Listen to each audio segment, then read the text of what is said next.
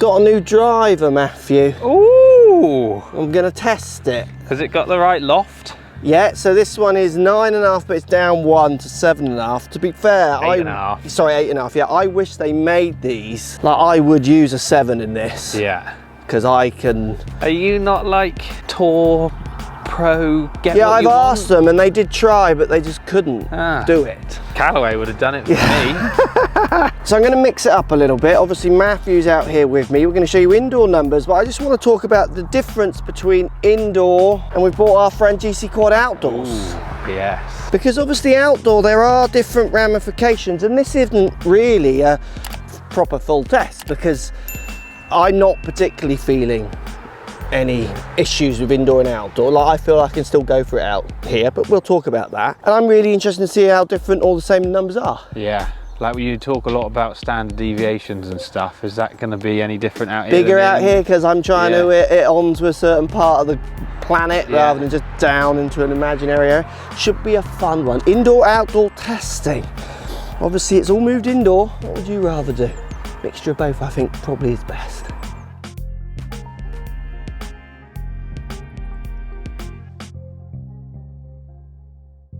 So we're going to do 3 tee shots. I'm going to get 3 shots off each tee. Okay. So 9, maybe 4 on 1 to get around 10 to 12 drives. Might hit a few more, subject to how we go. Okay.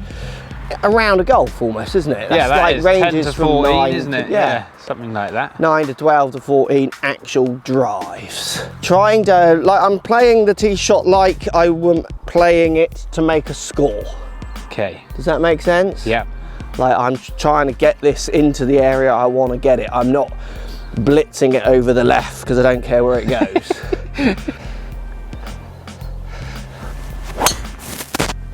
Good shot, just drawing a little. So it's a slight toe, which is giving it that draw. Yeah. That feels like a bomb for me. Yeah, look good. Oh, that's a bomb. So you can see it was a slight toe. Yeah. Face to path. One open. Yeah, so I mean, it was all very, toey. yeah. You're face to target, I don't use that, I'm more face to path, so 1.6 open to path, so that should be a fade really, but that toe causing the draw. Amazing, isn't it? So interesting point here, second tee shot, I'm not going to change because everything, I mean, it was a slight toe, but I can't control it by millimetres. Yeah. So I will be just basically playing the same shot and hoping a variation comes out through strike. Basically the exact same shot. Just started it a bit further right. Maybe a fraction more toey, which did that. That's a good drive as well. Yeah, that's over your bunker. Oh, it's 1 mile an hour faster. I mean, it basically is the same shot. It is, look, face to path 1.6 over. Rumour has it he is a human launch monitor. Robot, sorry. Can I hit 3 identicals? So that was a better, that's a bullet straight. I don't think it'll be as far. They are literally exactly the same flights on all of those. Amazing. God, they are going to be so close That together. was the fastest ball as well. Yeah, look at those. Oh, you were too open with your face. How disappointing. Look at that strike. 3 right on top of each other. And I'm 160 ball out the back, Yeah. 282 on here. You're going to notice different carries on the pad to here because of, we're thinking it's a little bit sea level and maybe weather, but we'll work that out. But we're going to go with the pad numbers, so we'll stay indoors on the pad as well. Yeah. But the pad numbers are like way shorter, 7 yards shorter each time on carry. Yeah. Which I would say is more realistic. 7 yards short on this compared to this. Correct. This is 282, that last one, where that one carried 275 on the pad. Yeah. And that is to do with, because this does have a weather system in it, basically. So one here, one just here we walked to, and one just beyond Matt. This is the bunker I want to fly, and you could argue I might have flown it, Matt. Well, these definitely did. Oh, stop it. That I'm not sure. Interesting point 1, indoor-outdoor testing. 3 drives on that launch monitor will look identical. Yeah. A little bit of variation of curvature with strike. Yeah. Out of the 3 drives, 2 of them are on the fairway in a great position, one's in the rough. Yeah. Could have very easily been in a bunker. Why do I buy a new driver and I hit great shots when I'm testing and can't take it to the course? Well, all three of the, two of them are perilously close to being in a bunker, which would make it much, my strokes gained from the bunker to make a par now would just drop massively. Massive, yeah. But in the studio, they're all good. You're fitter. Oh, good shaft. Yeah. That's the one. So we'll list up some specs of this driver for people who are interested in it. It does have a little speed wing. I'm never a fan of a speed wing. No. But, you know, it's there. I'm not a massive fan of it because I see it, it doesn't bother me. As in, I can see through it if I hit those tee shots. Yeah. The biggest thing with this driver, that when people ask me why I game this, and you've probably noticed, I always gravitate back to the XXIOs from I've got 3 brands of driver that I can use, Cleveland, Strix and XXIO, and this is the one that's kind of the most reoccurrer. And it's because we go 46 gram shaft. 46? Is there even a shaft in that? And it's counterbalanced. Yeah, so it feels lighter. And the whole thing is built around the fact that it's made for lightness. Yeah. And what I noticed with this club is from those first ball speeds, first shots of the day, did some warming up, but first shots, hardly warmed up though. 159 ball speed for me, one at 160 within the first 3 shots means if I was doing a session today, I would end up at 165. I might even get to like a 167. Yeah. Those kinds of things. Now, don't get confused, everyone, in the sense that people then think that means it goes further. You've got to remember there's less mass hitting the ball. So less efficiency. So the efficiency can drop down a little bit. So what happens is it ends up all being very much the same from other clubs to this club. Yeah. Now, I'm not saying this one is longer, it's not. But I feel like if I'm playing 36 holes, 18 holes, 3 days in a row, like on some of our trips, I come out and I'm not fully warm, I'm semi-warm. I can already get some speed going with it. Yeah. So it's very much built around a real feeling that it is just those numbers, because I know the truth of those numbers when you get out here. Yes.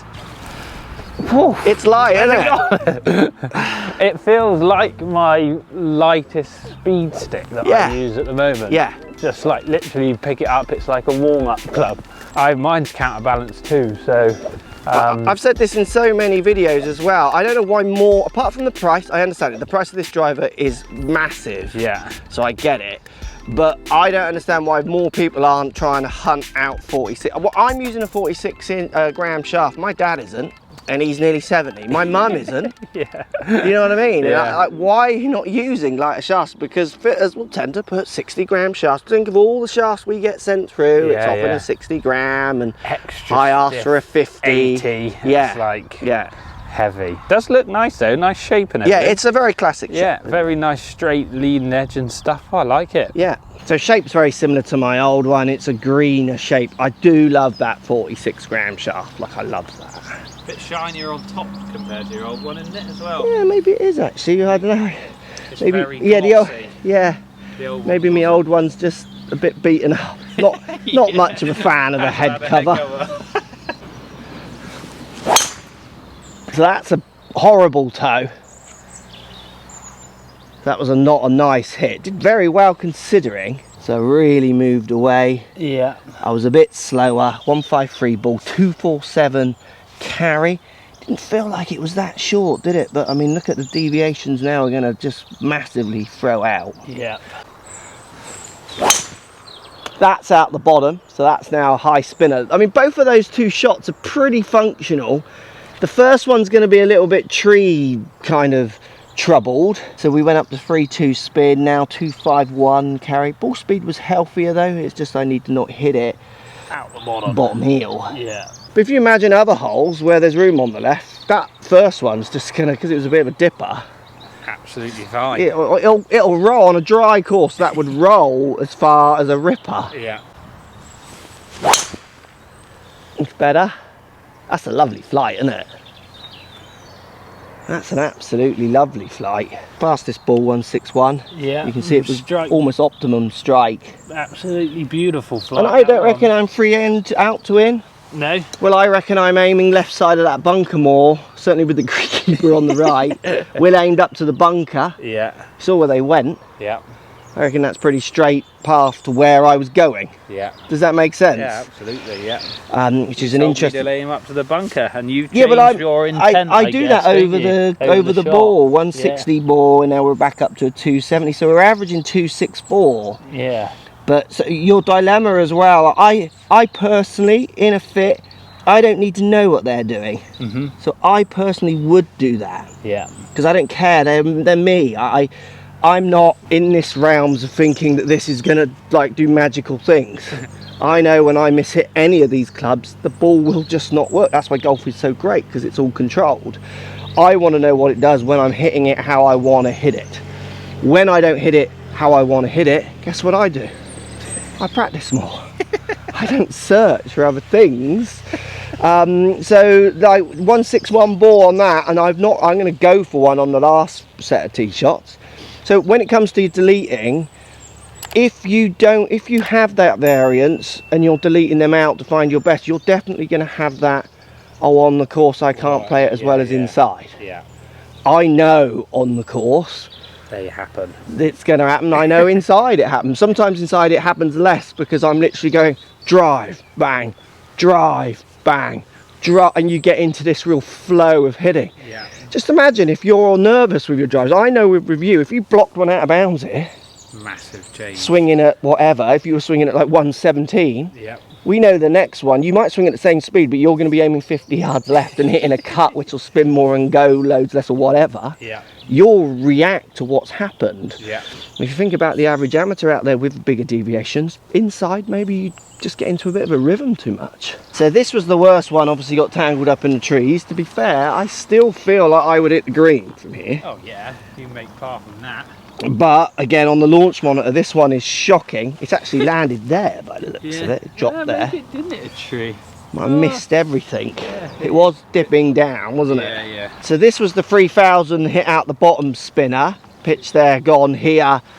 15, 20 yards behind the ripper. And here is the absolute bomb. And that did feel like a bomb in this today, in this weather. Like that's far down. Really good drive. Yeah. Really good drive in these conditions. But what a spread of shots. We're talking back by this tree, which is probably 50 yards. Yeah. Halfway between, and then up to here. Yeah. Like, big difference, isn't it? and it's always interesting, I always think, on my videos, because people always say, oh, but you always hit the sweet spot every time. God, I wish I did. I wish I did. I'm going to do 3 more then. I'm going to go for these, and it's quite interesting because I feel like I can go for it on this tee, where lots of people, I'm sure you don't, do you? Not really, no. I'm Like you're a bit more worried and stuff, yeah. And again, that's the thing I think is really interesting from indoors to outdoors, which the more you can recreate that indoors when you're testing, if there are holes where you play specific little donkey things, Yeah. like make sure when you're testing your driver that you're doing that shot in the test, because the problem with the driver test is we go in there and we just try and get our fastest ball speeds, because that's what it's marketed to do. But if you don't come out on the course and are not doing that, and the other thing as well, people are like saying that clubs go 4 yards further. I had one, you know, you get people, I hit that club and it was 7 yards further than the other one I tested. Yeah. I mean, look at my deviations already. Find 7 yards further in that. Right, let's see if I can give it a wallop. Bad strike, good speed. A little bit of breeze, that'll catch the trees. It's in the course though. So 113 club, that's my fastest club today, I think. Yeah. Which I did. Strike awful. 4,200. 4,200 because of where I struck it, and it's 241 carry. Oh dear. You know, it makes me think when people say, oh, but that one will be friendlier than that one. I'm going to put in the edit, and this is for people watching, whoever's editing, me or this, or you, Matt, I'll send you a little snippet of MOI measurements that you can put up here. Yeah. And people can pause the video now and just read it, and in the comments let me know what you think. And let me know what if you're someone who says this one's friendlier than that one in modern drivers, just read that statement and tell me if it changes your mind or not. And if you need some, you know, if you need me to explain it in the comments, say, can you just explain what that really means? Yeah. Just a little, it's a fun comment that I've saved for my phone forevermore. So 113 with a strike needed. Better. I'm not sure I went as quick. That's a good drive, isn't it? I do love these drivers. I'll be honest with you, I'm not sure I would buy one at the price. It's a slightly low strike. That was a good drive, that one. Which gave it 113 club again, Yeah. and it gave it 29 spin, 1268 carry, 160 ball. Very good. I just need to get my strike in a better spot, and that's a winner. 115 club, are you ready? Bomb ball. No one on that green is the par 3, not R1. Oh, did I get the strike? It felt maybe heel side. See it just fading. 112, so I didn't go faster. Again, slightly heel striked, which added spin to 3-1. 267. So align all the, if that comes 1,000 revs down through better delivery of the club through me, that one's carrying like 280. Whoa. Stop it. Bomb. So if I put all my shots on outside, I'm averaging 260. Not bad. Well, it's way shorter than inside you are though, inside, because really I don't really need to know what that is. 52. That is. That takes me up to 266. The 57 as well, 157, shot 6 you might take out. Yeah. You see what I mean? And 169, you're all of a sudden 9 yards further. Yeah, yeah. Ooh, that's a good drive. 9 yards further than last year's. I'll take 2. So this is really interesting. Look, my average ball speed is 158. If you've watched any of my latest videos indoors, my average ball speed is around 157, 158, 159. I topping out at 161 with a bottom one of 153. Your indoor or outdoor numbers for me, and we'll do indoor. Let's go and see what indoor produces. I definitely feel I can get in a rhythm indoor of hitting 12, where I reckon I can hit 12 where I don't get close to 153 ball, which then makes it not as realistic out here. And again, I'm not much of a reactor. I'll just keep, because I'm confident with my driver, I tend to just keep going to smash it. This was definitely a bad drive, and there's a gap. And if we just walk up, I mean the other two are just on the fairway here in great spot. The variance is just there, isn't it? Let's go inside and see what I can produce. I do like the neutral look of this, very neutral and straight, not closed or open, particularly down by the ball. I like the calm neck as well, not too chunky. And I like the fact that it's not dissimilar in looking to my other one, which I do like the look of.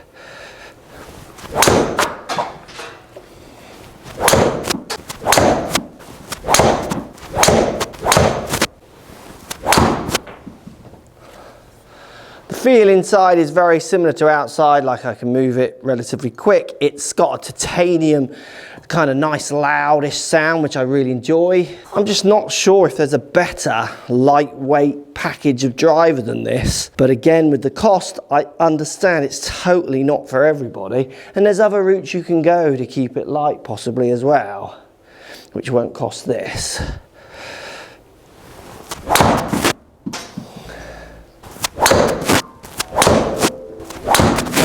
Right, last one, and let's look. I've got a few data sets to show you comparing to outdoors. This is really interesting.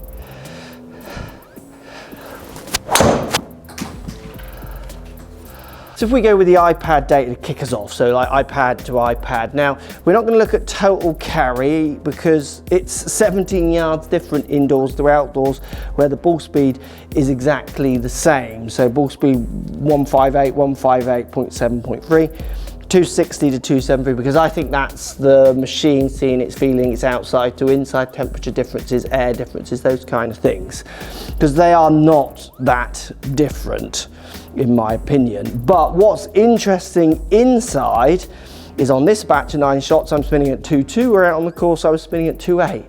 So the variables outside got maybe a little bit wider, which could contribute to that total distance coming down, because obviously if I take out my smaller hits outside, actually I'm wrong, I've got some real miss hits outside, which I get into more of a rhythm outside, haven't I, basically. If we take out some of my shortest hits, it comes down to 10 yards. So I've gained 10 yards by just taking away ones that wouldn't really be a reference to my distances. And I think this is what's so interesting with inside to outside testing, is that, I basically, inside to outside, I was able to move the club faster outside than I could inside apart from when I got really, really warm. And to show you that, we're just going to head over to the computer where I've got 2 other batches of drivers. So we've got 2 batches of drivers here, XXIO1s, XXIO2s. XXIO2 are the ones basically you've just seen. 159 inside, 22 spin, 281. The first batch here is straight off the course, 157, 2000 spin, and only going 270. Bigger standard deviation on carry, which you can see in these lines. And what happened, which was really interesting to inside and outside, is look at the club head speeds. I got warmer inside on the second batch. You can see the average strikes are very similar. So 1 mile an hour faster I started to go. Where outside, if you remember the club head speeds, I was trying to push it into the teens. So a few points that are really interesting here. Inside and outside, definitely I'm able to swing faster outside. I think it's because I'm moving around, I'm carrying my bag, I'm more active. Inside, hitting shot after shot after shot. It takes a while to get to the same level that you get to much quicker outside, which I think is really interesting for people testing inside to outside. Also, if you look at the 2 batches of shots, set number 1 to set number 2, bearing in mind it's exactly the same club on both sets. So it's 1 club, 1 ball, and one is going 11 yards further than the other. All you're seeing on these 2 data sets is me. You're not seeing the club's performance. Now, if you think about the variables of those 2 data sets and the 2 data sets on the course, and you compare course on inside, what we end up seeing is just greater and greater variables. And when I think of an average amateur golfer hitting shots outside on the course, they're gonna react to it in 1 out of bounds, they're gonna react to top in 1, they're going to have, again, much bigger variables. And if you think about modern drivers, and we're saying one is 4 yards or 6 yards or 2 yards or 3 yards longer than the other, which I basically don't say because the standard deviations just overlap them if you understand standard deviations. That's just never ever going to be found. It's not going to be found. So my new driver, is it going in the bag? Yeah, I like the look and feel of it. Do I like the fact that it's super light? Totally. I like getting the loft down to where I want to get it. I would want to get this lower. Do I care about this? Not particularly. I don't see any of that shifting the needle at all. Do I like the look and feel? Absolutely. And to be fair, it's very consistent with what I've had before, which is what I want because I like what I had before. When it comes to testing my driver, should I test inside and outside? I think you should be aware of your abilities inside and outside a bit more. And be careful that the 2 points here that you're not sold one, and I see this repeated over and over again when people send me their fitting numbers. When I ask for people who say they're 17 yards further with a club, like I am, and I say, well, can you show? It can be explained. It's not 17 yards further. It's because first batch. It's so often first batch to last batch. My first batch of shots, even after playing outside, was slower than my second batch of shots when I got inside and warmed up again, and that was coming straight off the golf course. So lots of people get sold of that. And the second point for me is be careful when you're inside that you don't just get into this rhythm of hitting very unrealistic shots and think that you're going to then see them out on the golf course. So things you could do is you can hit a shot, you can walk off, talk to the fitter, have a drink, stop, maybe hit a few 9 irons in between, then go back to drive, because that's what you'll do on the course. It's definitely within the fitter's kind of playbook, if you like, of making the sales, because at the end of the day, a fitter's got to make a sale, haven't they? Otherwise, there's no point being a fitter. I want you to warm up to a crescendo of the club that you want. It's going to allow me to push it more towards you. So if you want to get some more realistic numbers when you're testing and fitting, definitely being as realistic as you can with the way that you use the club when you're looking at the data might just give you a little bit more of a realistic idea of what they can and can't do. New XXIO, loving it. It's going in my bag. Is it much different to the old one? No. Would I spend that much money on a driver? Ooh, I'm not sure. Do I love the fact that it's light, counterbalanced, and it feels good? Absolutely. Would more people benefit from this kind of makeup a club? Abso-blooming-lutely, totally. Let's get the egos out, make your testing more realistic, and for lots of you, trying lighter might just offer some speed gains throughout your round or throughout a weekend of golf where fatigue and everything else might play its part. Thanks for watching. What do you think in the comments down below, inside, outside? Do you think you would see a bigger variable or not? Let me know. I'll be interested because I do think there's a massive hole in testing in this area. We test in such false environments. So at the end of the day, are we really testing anything? Let me know.